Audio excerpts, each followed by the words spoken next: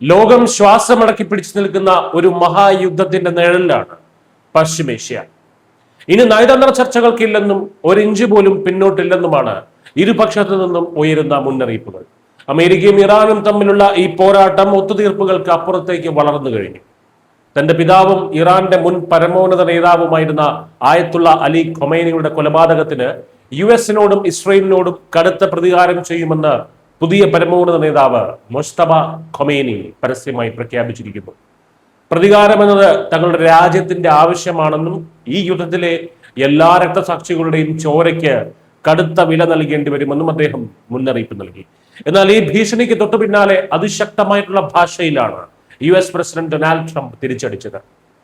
Iran ഒരു ചെറുവിരൽ അനക്കിയാൽ പോലും ആ രാജ്യത്തെ ഭൂമുഖത്ത് നിന്ന് തുടച്ചു നീക്കുമെന്നാണ് ട്രംപിന്റെ മുന്നറിയിപ്പ്.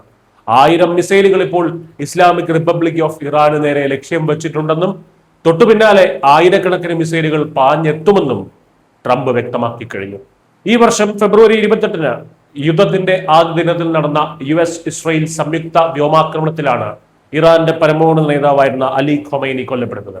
ഈ ആഴ്ച ആദ്യം അദ്ദേഹത്തിന്റെ ജന്മനാടായിട്ടുള്ള മഷ്ഹദിൽ നടന്ന ഖബറടക്ക ചടങ്ങിൽ ലക്ഷക്കണക്കിന് ആളുകളാണ് പങ്കെടുത്തത്. US പ്രസിഡന്റ് ഡൊണാൾഡ് ട്രംപിനെയും ഇസ്രയേൽ പ്രധാനമന്ത്രി ബെഞ്ചമിൻ നെതന്യാഹുവിനെയും വധിക്കണമെന്ന് ആഹ്വാനം ചെയ്യുന്ന വലിയ പോരാട്ട വീര്യമുള്ള ബാനറുകളും പോസ്റ്ററുകളുമായിട്ടാണ് ജനങ്ങൾ ചടങ്ങിൽ അണിനിരുന്നത്. ഇതിനു പിന്നാലെയാണ് പുതിയ പരമോന്നത നേതാവായി മുസ്തഫ ഖൊമൈനി ചുമതലയേൽക്കുന്നതും കടുത്ത പ്രതികാര പ്രസ്താവനയുമായി രംഗത്തെത്തുന്നത്. തങ്ങളെ ഭീഷണിപ്പെടുത്താൻ നോക്കേണ്ടെന്നും ഒളിച്ചിരുന്ന് ആക്രമിക്കാൻ വന്നാൽ ഇറാൻ എന്ന രാജ്യം തന്നെ ഇല്ലാതാക്കുമെന്നുമാണ് ട്രംപിന്റെ നിലപാട്. ട്രംപിനെ അപായപ്പെടുത്താൻ ശ്രമിച്ചാൽ ഇറാനുമേൽ തിരിച്ചു വച്ചിരിക്കുന്ന ആയിരക്കണക്കിന് മിസൈലുകൾ ഒരുമിച്ച് ഇറാനിലേക്ക് കുതിക്കും എന്നാണ് ട്രംപിന്റെ ഭീഷണി. നയതന്ത്ര ചർച്ചകളിലൂടെയും സമാധാന ശ്രമങ്ങളിലൂടെയും ഇനി ഈ പ്രതിസന്ധി പരിഹരിക്കാൻ കഴിയില്ലെന്ന ശക്തമായിട്ടുള്ള സന്ദേശമാണ് അമേരിക്ക നൽകുന്നത്.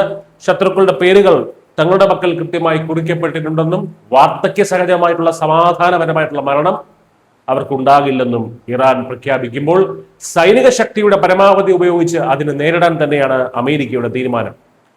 ഇനി ചർച്ചകളുടെയോ അനുരഞ്ജനത്തിന്റെയോ കാലമല്ല, മറിച്ച് കരുത്തിന്റെ പ്രകടനങ്ങളുടേതാണ് എന്ന് പശ്ചിമേഷ്യൻ രാഷ്ട്രീയം തന്നെ വ്യക്തമാക്കുന്നു. ഇരു രാജ്യങ്ങളും തങ്ങളുടെ പരമാവധി സൈനിക ശക്തിയോടെ നേർക്കുനേർ നിൽക്കുമ്പോൾ വരും ദിവസങ്ങളിൽ ഈ മേഖലയിൽ ഉണ്ടാകുന്ന മാറ്റങ്ങൾ ലോകത്തിന്റെ തന്നെ ഭൂപടത്തെ മാറ്റിമറിച്ചേക്കാം. News desk.